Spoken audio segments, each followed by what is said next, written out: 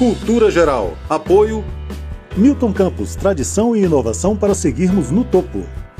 Use sua nota antiga. Aproveite as condições especiais da Milton Campos. Caixa de Assistência OAB Nova Lima. Caminho seguro para os advogados de Minas Gerais.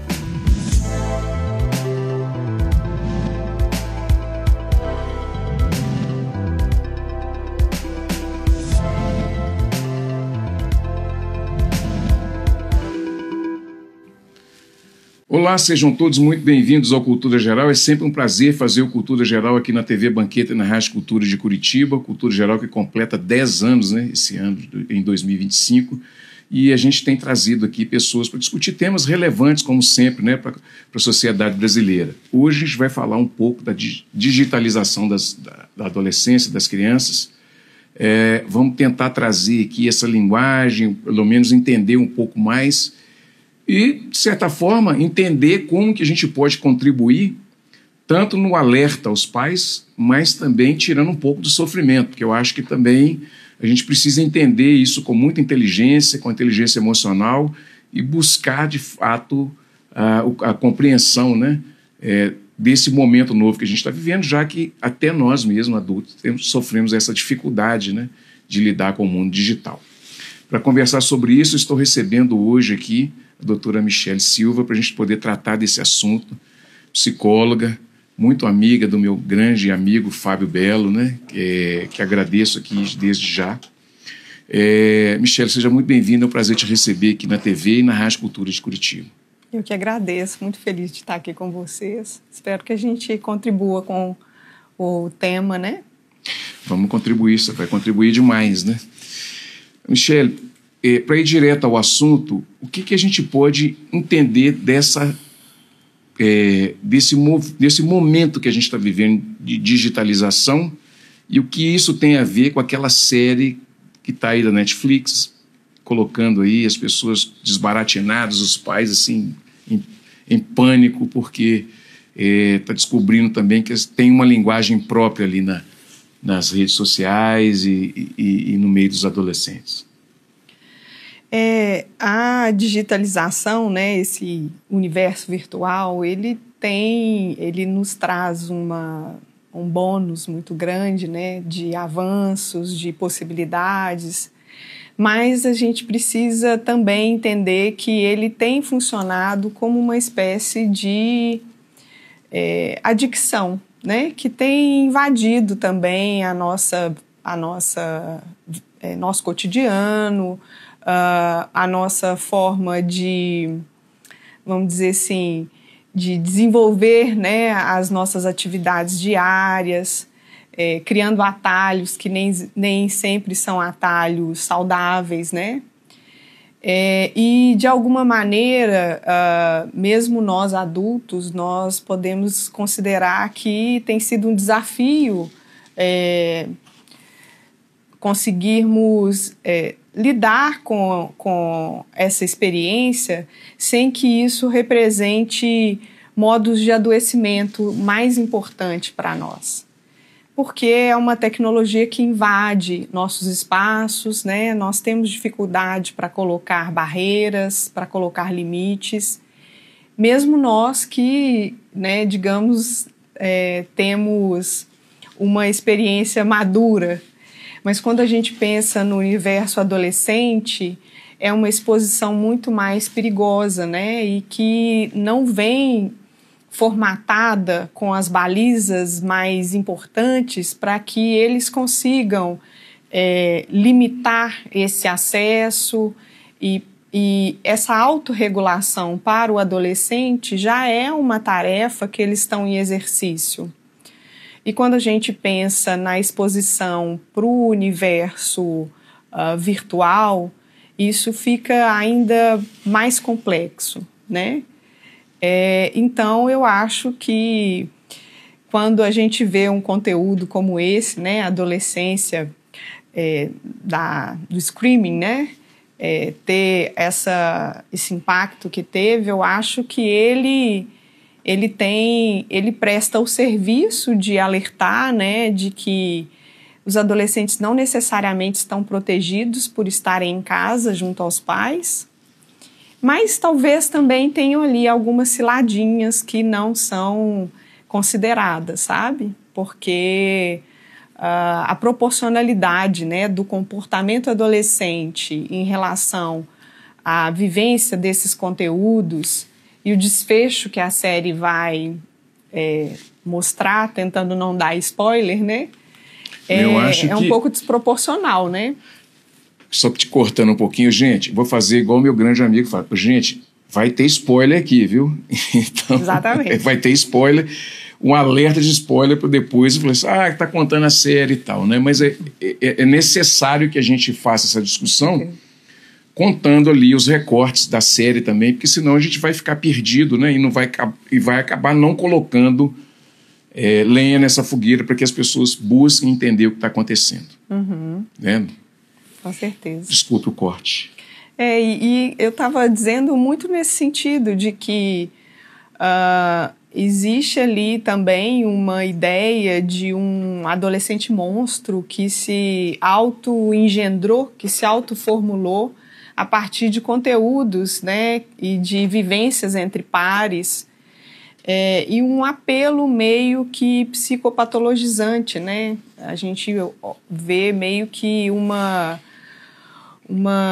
espécie de conteúdo que sugere uma psicopatia, principalmente na cena em que mostra a minha colega trabalhando com ele num processo específico.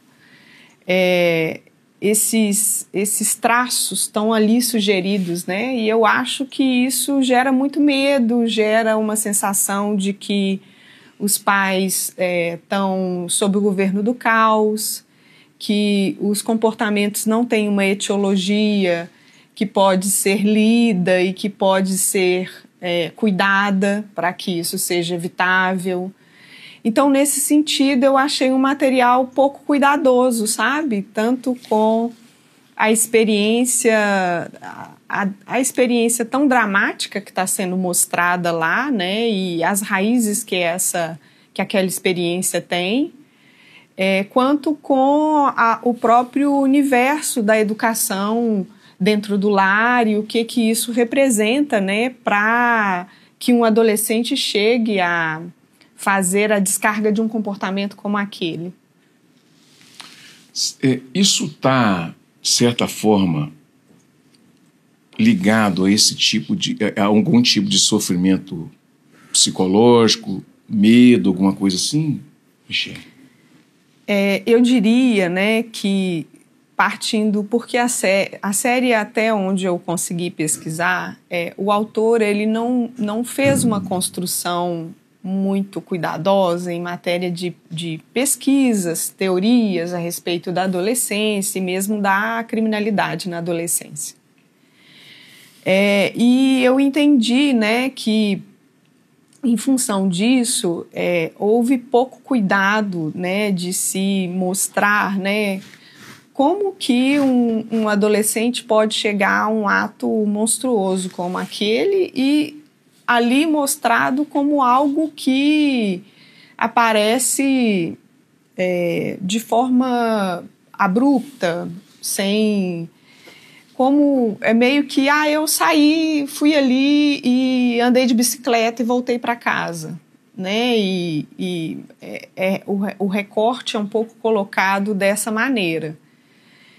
E isso é preocupante, né? Porque pensando até pela teoria psicanalítica, né, os depósitos de violência que precisam ser feitos na história e na subjetividade de alguém para que, principalmente o adolescente, faça uma descarga de comportamento daquele nível de agressividade, são depósitos muito importantes que foram feitos ao longo da história. E, pelo menos na experiência clínica que eu tenho, que já posso dizer que é de muito tempo, lidando com adolescentes de diferentes classes sociais, né? Às vezes adolescentes em situação de grave desproteção social, é necessário que haja uma trajetória de muitos traumas, uma formatação libidinal, muito destrutiva, para que haja um desfecho como aquele. E a caracterização da família, dos pais daquela série, não são compatíveis com as experiências que a gente vê. E eu acho que também essa ideia, né, que torna essa explicação muito familista, no sentido de que as causas de um crime estão apenas na história familiar e na história singular que é construída por aquela família, também é uma explicação muito simplista, né? Então, apesar de que a gente entende que lá é colocado a questão da exposição ao conteúdo virtual, isso achei que foi pouco explorado. A quais conteúdos, né? De que forma eles estavam sendo vivenciados entre os pares na escola, né? Eu acho que isso teria sido decisivo para se construir mais. Talvez influências concretas de carne e osso que fizessem uso desses conteúdos para o comportamento real, para viver ali aquele cenário entre os adolescentes de uma forma violenta também. Acho que isso também poderia ter sido melhor trabalhado. Mas eu acho que tem um recorte feito de gênero também, né, que a série faz, e que, nesse sentido, ela traz uma dimensão um pouco mais interessante, sabe? E eles citam um pouco apressadamente, por exemplo, né, esses movimentos como Red Pill. Eu vi que, pelas pesquisas que eu fiz até o momento, né, tem outras comunidades virtuais, né, que inclusive colocam a posição do homem que é vítima de um celibato involuntário, né, por conta do comportamento da mulher, e aí vai criando todo um conteúdo de misoginia que coloca o homem como vítima ressentida, né, e que são conteúdos que vão agenciar ainda mais essa agressividade, né, da cultura do macho que se vê prejudicado, né, pelo comportamento da fêmea. Então, são culturas que também estão chegando até os adolescentes, que, principalmente a depender de qual microcomunidade eles estão inseridos, né, às vezes esses papéis de gênero vão estar distribuídos de uma forma muito rígida. E esses conteúdos virtuais chegando dessa forma, eu acredito que só pioram, né, a vivência dessa identidade de gênero, né, dando pouca plasticidade para ela, né, ditando como a sexualidade vai ser vivida, o que é se tornar desejável e invejado, que com certeza são valores muito cultuados pelos adolescentes, né? Até para alcançar reconhecimento e poder na comunidade que eles circulam, enfim. Você falou aí não só de violência, mas de inveja, né? Onde Melanie Klein entra nesse recorte, por exemplo, do entendimento dessa questão da inveja e essa relação da adolescência, casando isso um pouco com isso que nós vimos nessa série? Então, Melanie Klein, você foi preciso, né, buscando aí a referência da Klein, que né, uma psicanalista estudiosa, talvez a única mulher que tenha se destacado dentro da psicanálise, que desenvolveu conteúdos mais sistematizados sobre o comportamento humano, e ela foi a grande autoridade para falar sobre o desenvolvimento infantil e a partir dele a gente consegue lastros para falar da adolescência. A Melanie Klein, ela trabalha com o conceito de inveja, né, como algo que se relaciona com o desenvolvimento e a construção da subjetividade, como algo que gira em torno do desejo que o bebê, a criança tem pelo seio, né? Existe, né, nesse sentido, a inveja que quer ser igual ou quer ter aquele objeto para si, e a inveja que quer destruir o objeto, né? E, no caso, eu estou me referindo mais à inveja que é colocada por esses significados de mercado, por esse significado capitalista que coloca relações de poder e de rivalidade como valores essenciais para o desenvolvimento humano. E quem se refere a isso é o Contardo Caligares, no texto dele sobre a adolescência. Ele coloca a adolescência como uma fase de moratória em que você aparentemente alcançou uma potência para o exercício dos valores que são mais rapidamente construídos pela sociedade em relação à atividade sexual, ao trabalho e ao exercício de se desejar. É como se fosse uma fase em que você alcançou possibilidades para para se libertar em relação a essas potências e, ao mesmo tempo, você não está autorizado a sentar na cadeira da autonomia ainda. Então, é como se te dissessem assim, você pode, mas aguarde mais um pouco. Então, é um período de moratória e ele coloca justamente essa ideia de que, nessa fase, os adolescentes estão famintos por exercerem essa posição do desejável e do invejável. Então, do invejável no sentido daquele que possui objetos de poder, quem compra, quem consome, quem tem as marcas, quem glamoriza, né?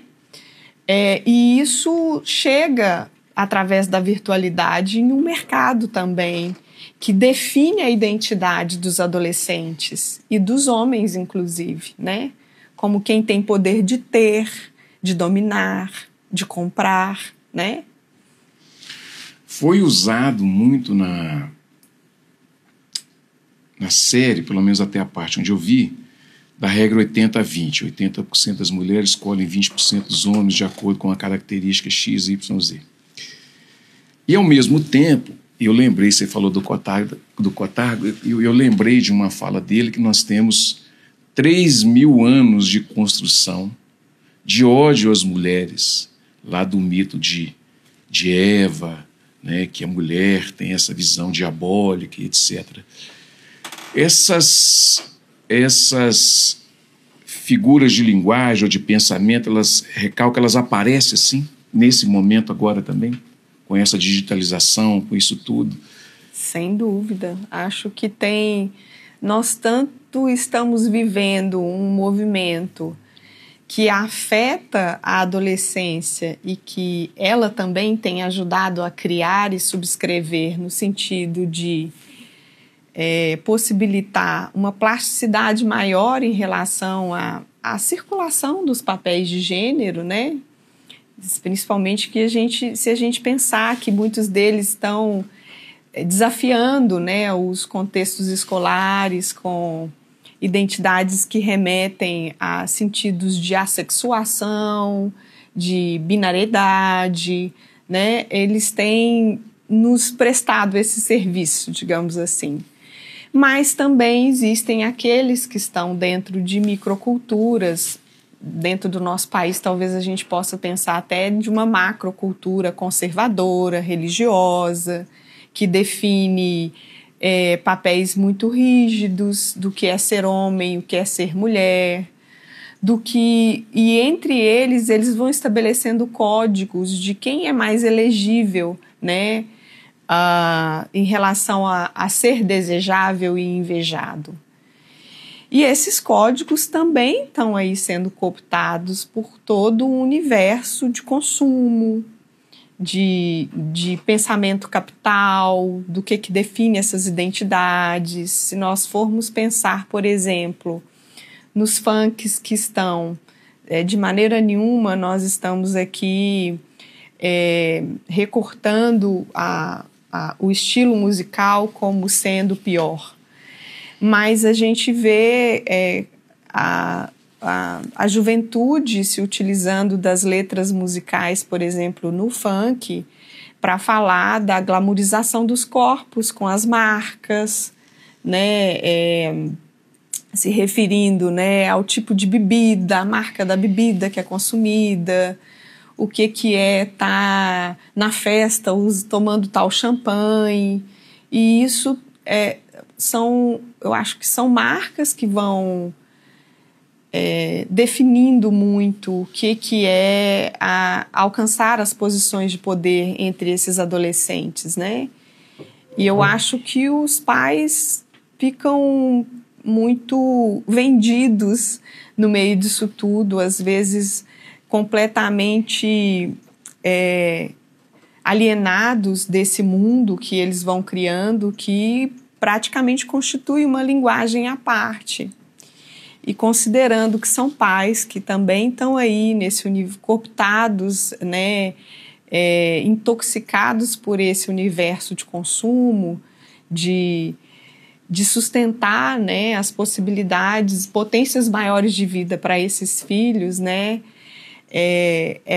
o que sobra para entrar nessa luta junto do adolescente, em relação a esse universo que invade esse lar, é um quanto de energia muito, muito esvaziada. Os pais estão muito cansados, eles têm muito pouco tempo para estar lá trabalhando e resistindo a essa energia que o adolescente tem e que está ali represada por um corpo que fica inerte durante várias horas diante de um aparelho, que não faz descarga em ar livre, né? E isso vai produzindo angústia para eles, vai produzindo mais irritação, um corpo que já está inundado por uma fase hormonal difícil. Então, tem sido um desafio muito grande. As mulheres, e a gente tem essa discussão muito forte, né?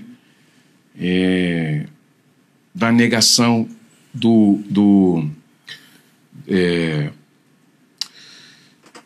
dessa questão da submissão das mulheres e também da colocação da mulher como um objeto mesmo, como coisa.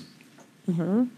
E esses movimentos, como tem esses movimentos Red Pill e etc., têm amplificado isso de uma forma muito forte, né? Uhum. E a gente vê nas redes sociais e vê nos aplicativos uma conversa muito forte disso também, que é uma contraposição às posições femininas, né? E também temos uns recortes dos movimentos mais conservadores fortalecendo esse tipo de comportamento. Uhum. Como é que você vê isso, Michele? Como é que você percebe isso também? Como é que isso reflete nessa condição que a gente tem colocado em discussão agora, de uma forma um pouco mais aberta, com relação à construção da subjetividade desses adolescentes e dessas crianças também que estão vindo? É muito complicado porque a discussão ganhou, né, contornos às vezes muito simplistas, né, no meio dessas comunidades, porque elas desconsideram que o feminismo não é um movimento identitário. Ele é um movimento de resistência sócio-histórica, que tem um lastro em experiências de subjugação, de dominação, de colonização do corpo da mulher. Então, não se trata de uma proposta que pode se dar o luxo de virar uma espécie de ataque simples e irracional aos homens, né? É muito mais do que isso, né? Aliás, precisa passar longe disso, porque nós sabemos que as mulheres também subscrevem a experiência de dominação que os homens fizeram ao longo da história. Em que sentido? Nós vemos movimentos de mulheres defendendo pautas que nós consideramos que são pautas machistas, dominadoras, né, destrutivas para a identidade feminina, pensando aí numa identidade no sentido mais corriqueiro que é pensado, né? Porque se a gente for entrar nessa discussão, a ideia de se desconstruir, inclusive, esse binarismo homem e mulher, eu acho que essa grande contribuição que o feminismo pode dar de uma forma mais atual. Se a gente for pensar, por exemplo, na filosofia política que a Butler propõe, acho que ela passa um pouco por aí, por se desconstruir essa essência das identidades do homem e da mulher, que ela é tão... Na verdade, são identidades, as identidades precisam ser fluidas. Mas, no final das contas, o que tem se tornado esse movimento reacionário dos homens, né, vocês nos odeiam como feministas, logo nós precisamos reagir odiando ainda mais. E isso é muito grave, né, porque nem o feminismo pode ser um movimento de ódio aos homens, né, e a proposta ela é preciosa demais para se perder nisso, né. E é muito mais sobre nós podermos ter direitos iguais circulando por identidades mais plásticas, né, que podem se definir como mulher, como homem, ou como não binário, e tudo bem, desde que os direitos fundamentais e a proteção desses direitos e a potência de vida humana seja protegida, né? E aí o que a gente vê é que como vira uma espécie de polarização que vai, vamos dizer, que vai convocando o fanatismo afetivo das pessoas. O que a gente está vendo é uma transformação de uma pauta tão importante de discussão numa luta que passa praticamente a ser um jogo de torcidas rivais, sabe? Isso é muito grave, porque a gente entra pelo campo de fanatismo que é destrutivo para homens e para mulheres, né? Então, o que um adolescente ou uma criança pode, em relação à capacidade de proteção que eles têm, do fanatismo, da paixão destrutiva dos adultos? Se nós estamos nos organizando em torno de pensamentos tão pobres quanto esses, o que nós vamos poder levar e depositar em termos de educação e formação para os adolescentes e a criança, no sentido de estabelecerem respeito aos corpos e não a identidades que são fluidas, que podem se modificar, né? A aposta de cores, de gêneros pode mudar completamente ao longo do tempo, né? Para dizer aí, para brincar um pouco com essa ideia do rosa e do azul, né? E eu acho que, ao mesmo tempo, né, a gente vê que também existem movimentos de adolescentes no sentido de tentar romper com esses valores, né? Eu acho que, pelo menos para os conservadores, né, eles acham que está havendo uma onda de ideologia de gênero, né? E não é sobre isso, é sobre o movimento que a própria adolescência faz, talvez por viver um caos identitário, de entender que as identidades não são tão rígidas, a vivência da sexualidade não tem que ter essa rigidez, né? E que ganha-se muito se a gente aposta em uma forma de vivência mais plástica, mais amorosa, mais parceira, né? E que eles possam exercer essa sexualidade, né? Ou essas identidades de gênero de uma forma mais plural.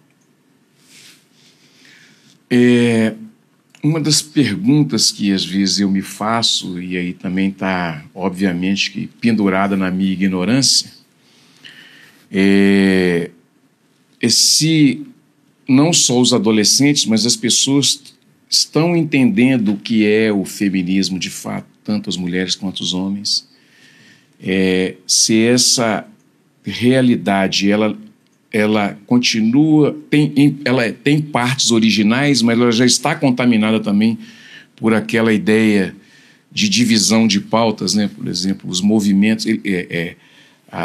para dominar o movimento, você entra dentro dele, divide e você vai dominando aquelas pautas, né? Esses movimentos, por exemplo, o feminismo, por exemplo, que tem uma bandeira muito forte, muito ligada à liberdade da mulher de uma forma geral, ele sofre algum tipo de contaminação, porque as pessoas às vezes falam algumas coisas que não têm muito nexo assim, causal com relação à prática de defesa mesmo do próprio corpo? Eu acho que o feminismo que os homens enxergam sofrem essa contaminação. E as mulheres que, infelizmente, não se dão conta ainda de quão dominadas estão quando defendem certas pautas que são violentas com os corpos delas mesmas. Mas eu acho que no nosso país, de uma forma geral, o entendimento sobre o que é a politização dos corpos, seja pela via do feminismo, né, pela via dos movimentos LGBTQIA+, ou pela via dos movimentos das pessoas pretas, né, dos negros, para ampliar mais, né, a população. Eu acho que é sempre muito pouco, pouco entendido, né, a função disso, né, acho que, especialmente na nossa cultura, nós ainda somos muito bebês ainda em relação à profundidade que essas pautas têm, a importância delas no cotidiano. A gente vê, por exemplo, como que essas pautas têm sido, às vezes, colocadas de uma forma muito banalizada também pela cultura do consumo, sabe? A mulher empoderada. A gente vê movimentos religiosos fazerem grupo de mulheres para falar de mulheres empoderadas, e são mulheres que estão forçadas a casamentos infelizes, às vezes sendo agredidas em casa, e que ali não entendem que a pauta que está sendo colocada não as empodera, né? Nós não estamos fazendo nenhum tipo de apologia a qualquer forma de felicidade, né? Ou independente, ou num casamento, enfim, desde que se tenha, né, a possibilidade crítica de se estabelecer um caminho mínimo de escolhas, que não é o que está garantido para a maioria das mulheres ainda, né? Existem caminhos muito bem formatados, né, e que são costurados e chancelados de uma forma muito invisível pela cultura religiosa do nosso país, que é uma cultura muito conservadora e que infelizmente ainda opera no sentido de silenciar, né, de invisibilizar as violências que ocorrem, né, na relação homem-mulher. E eu acho que o entendimento, né, sobre o que são pautas como essa, né, que não se trata de doutrinar a mulher para não se relacionar com o homem, não se trata de doutrinar a mulher para não se casar, sabe? Mas de que forma essa escolha foi feita, quais possibilidades entre o que você está escolhendo, houve uma escolha, né? E se você escolher não, o que vai incidir sobre você? Que tipo de leitura a sociedade vai fazer sobre a sua forma de circulação, né, na sua comunidade, na sua igreja, né? Como que isso vai ser lido? Você é frustrada? Você é infeliz? Você é menos desejada?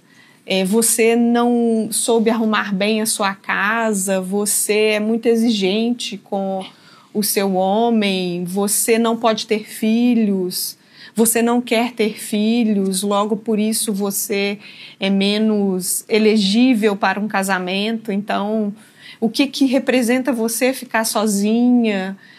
Isso te faz menos mulher, isso te dá menos potência de vida. A sua existência por si só, ela não tem um valor independente das suas relações com o gênero masculino. Então, essas circulações, né, identitárias, elas ainda pesam sobre a mulher de uma forma muito cruel, né, e que não é assim. Já avançamos, né, mas não é assim com os homens ainda, né, e nós não queremos que seja. Não se trata disso. Bom, deixa eu fazer o primeiro intervalo. Vou fazer um intervalo aqui na TV Banqueta, na Rádio Cultura de Curitiba, Cultura Geral completando 10 anos, e a gente está discutindo aqui o envolvimento, né? E a pauta ela vai se desenvolvendo ao longo do programa, né? Então, a gente traz essa discussão da adolescência, mas a gente vem trazendo também os outros elementos que compõem todo esse arcabouço, né, do que foi mostrado ali na série. Um minutinho só, nós estaremos de volta aqui na TV Banqueta, na Rádio Cultura de Curitiba. Não saia daí.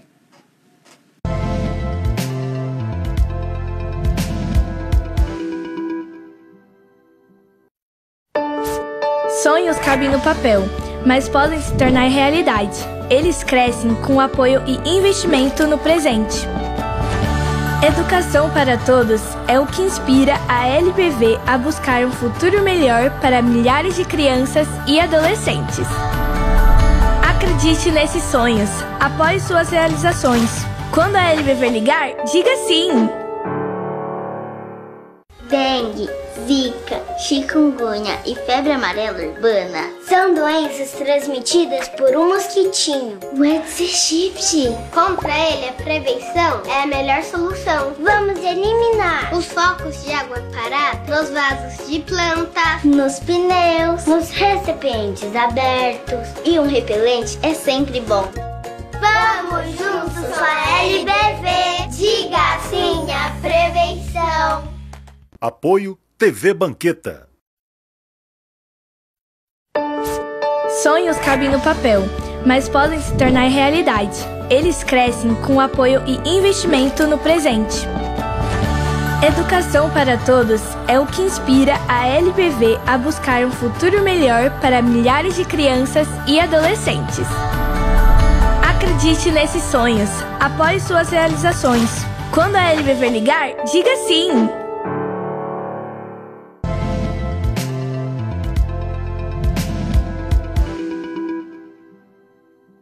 Bom, de volta com Cultura Geral aqui na TV Banqueta, na Rádio Cultura de Curitiba. A gente está indo para a parte final desse bate-papo super importante. E a gente está conversando sobre psicologia e adolescência, né?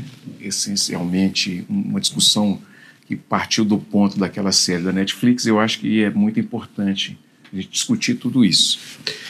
Michele, a gente está nessa discussão e eu queria te perguntar sobre esse caso específico da série Adolescência e Michel Foucault, né? Nessa ideia de controle dos corpos, né?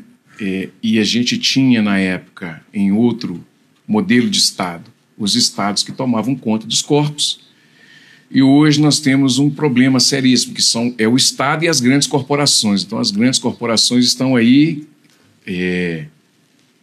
dominando os corpos e as mentes, né, das pessoas, e obviamente que essa dominação traz também essas peculiaridades, como nos mostrou a série também, né? E Michel Foucault está muito presente nessa ideia de controle dos corpos a partir dessa série também, já que ele fala da sexualidade, ele fala do controle dos corpos e etc. Como é que a gente pode pensar nessa ideia Foucaultiana, vamos dizer assim, e a série? Eu pensaria um pouco no sentido de... o que me saltou aos olhos, a abordagem que é feita pelo Estado ao corpo de uma criança, né? Ali, estou falando, é um adolescente, mas o corpo dele é bem franzino, né? Uma abordagem, assim, que é de filme de ação, sabe? Ao momento que eles entram na casa, né? Que ele tem um episódio de se urinar mesmo, de medo, né? Pela abordagem que é feita. Eu fiquei pensando muito, assim, né? Que, de certa forma, com algum alívio, porque nós ainda temos no nosso país uma estrutura jurídica da importância do ECA, que vai tratar um corpo como aquele como um corpo em desenvolvimento e em uma condição peculiar. E que vai fazer uma aposta muito decisiva de que esse corpo ele precisa ser protegido e que ele precisa estar... É preciso que se garanta a ele a possibilidade de uma justiça restaurativa que aposta na educação e na sociabilidade. E o que a gente vê na série é esse Estado que vai tratar esse corpo adolescente como um corpo que vai ser dominado, né? E que vai responder de um lugar equiparável ao corpo do adulto, né? Com todos os mecanismos de proteção que um adulto tem, inclusive do exercício da própria autonomia. É desse lugar que me parece que o adolescente está respondendo lá. E isso também é muito preocupante, né?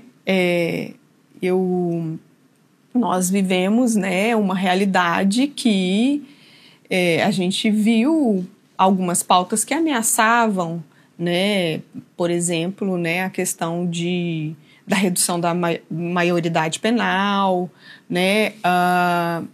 A gente vê ainda discursos muito reacionários em relação à proteção que um sistema jurídico como o ECA garante às crianças e adolescentes.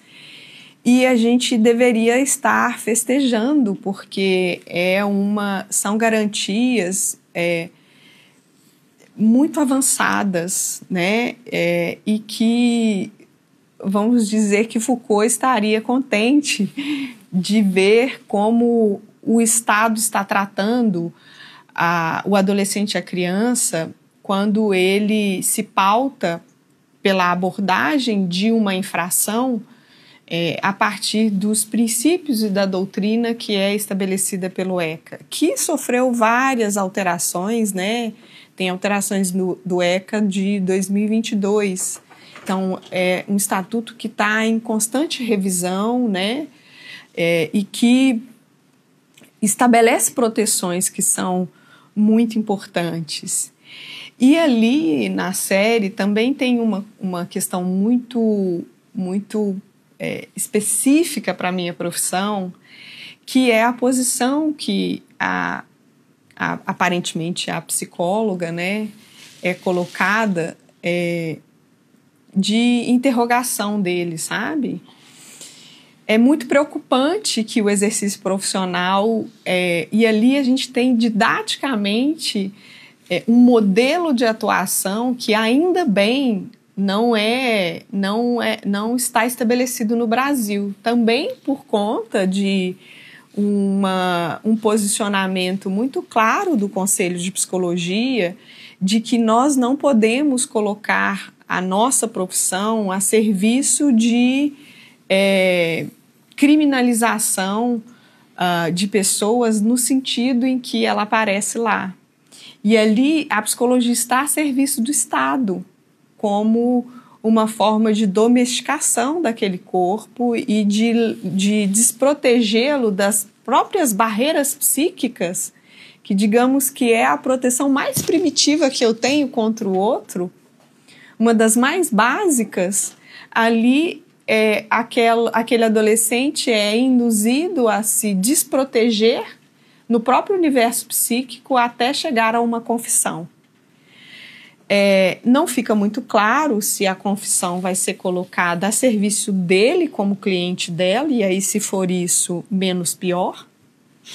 Mas se ela é colocada como algo que serve ao poder do Estado para estabelecer uma sentença contra ele, eu ali levei o sujeito a produzir provas contra si mesmo. E é como se eu não posso violar um corpo, porque isso é um direito fundamental, mesmo falando de uma pessoa que está condenada e presa, porque é que eu posso violar o corpo psíquico e a integridade psíquica dela para que ela confesse a si mesma. Então isso está colocado lá.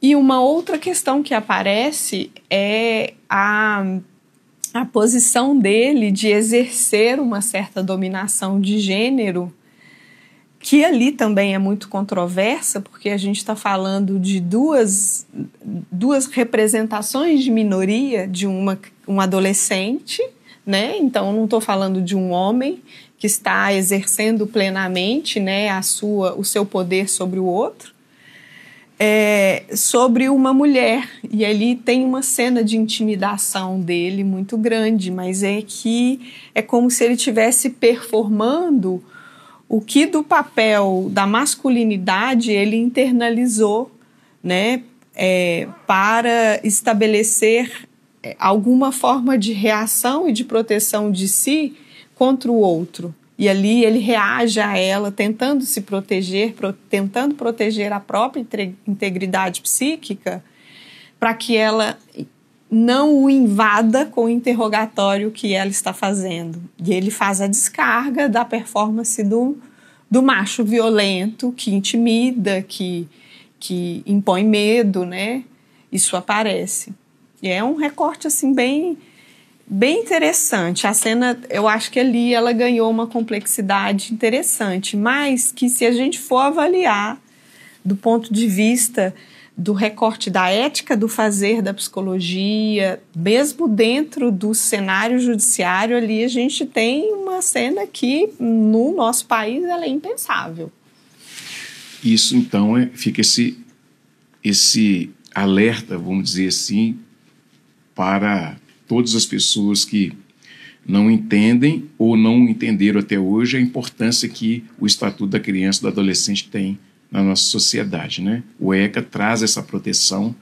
Então, quando vocês forem assistir a série, ou para quem já assistiu, pode voltar até a ver de novo e ver a diferença que é o tratamento do Estado punitivo, né? Que é o direito penal do inimigo.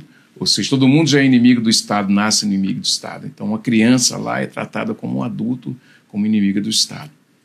E como é feito quando você tem um estatuto próprio, né, para tudo isso, né, como tem aqui no Brasil. Trata a criança e o adolescente com a devida responsabilização, obviamente, mas também entendendo qual é a dinâmica de um adolescente, de um adulto.